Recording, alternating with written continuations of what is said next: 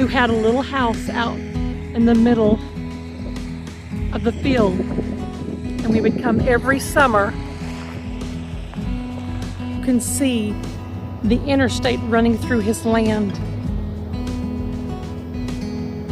Because years ago, the highway department came in and said, we're going to buy your land so we can run a highway through it.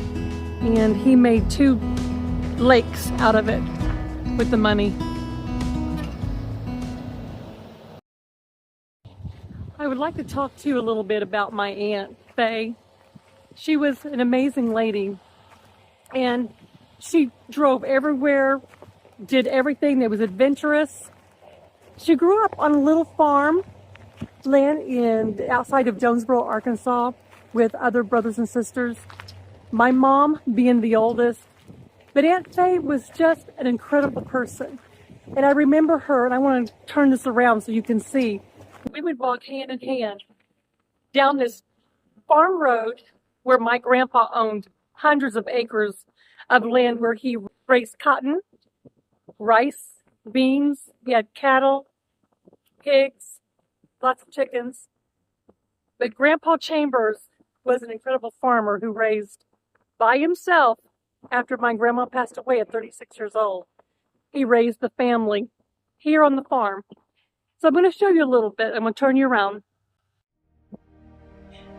My aunt would walk with me as a little bitty girl, and we would just pick up all these rocks, and we called them treasures. Now, to you, they were nothing more than just a bunch of dirt with rocks. But to me as a little girl, they were little treasures when I would walk hand in hand with my aunt.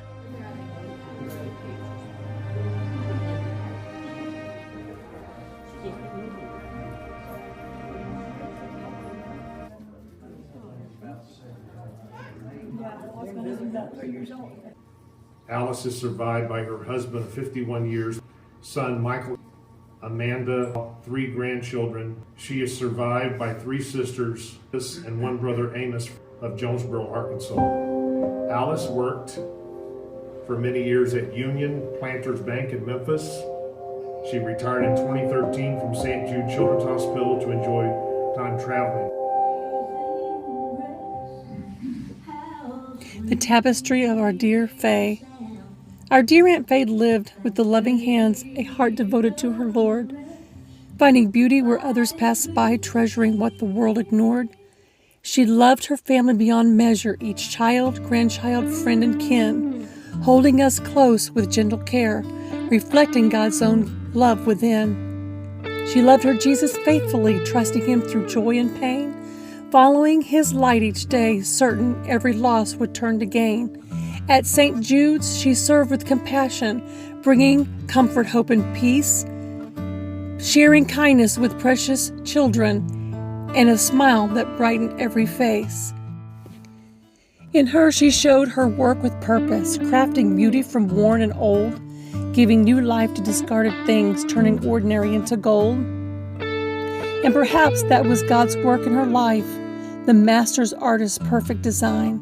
For he gathers every broken piece, every sorrow and every sunshine. The bright colors of laughter and celebration, the darker shades of trials endured, and weaves them together with loving hands into a masterpiece secured. The beauty is the tapestry of God stitched through the years of Aunt Faye's days, threads of faith and family, service, kindness, endless praise. Today we grieve because we miss her, yet heaven's joy has now begun. She rests within the arms of Jesus, hearing at last, well done, well done.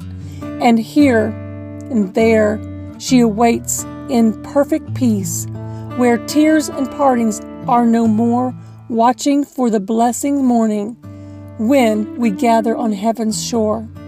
Until the great reunion comes, we'll treasure the love she gave away and thank our Lord for the beautiful life, the beautiful tapestry, our dear Aunt Faye.